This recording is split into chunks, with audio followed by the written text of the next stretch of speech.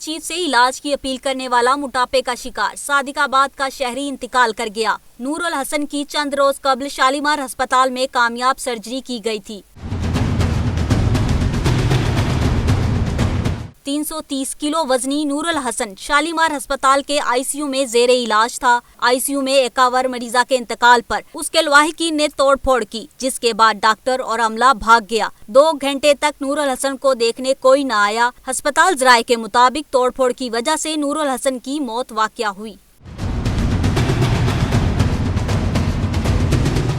मोटापे के शिकार टैक्सी ड्राइवर नूर हसन को घर की दीवार तोड़कर बाहर लाया गया था और एयर एम्बुलेंस के जरिए लाहौर भिजवाया गया था।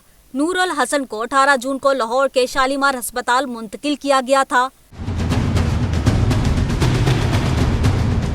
सादिकाबाद के शहरी के 10 रोज तक मुख्तलिफ टेस्ट किए गए। उनके लिए खुसूसी मेडिकल बोर्ड भी तश्कील दिया गया था।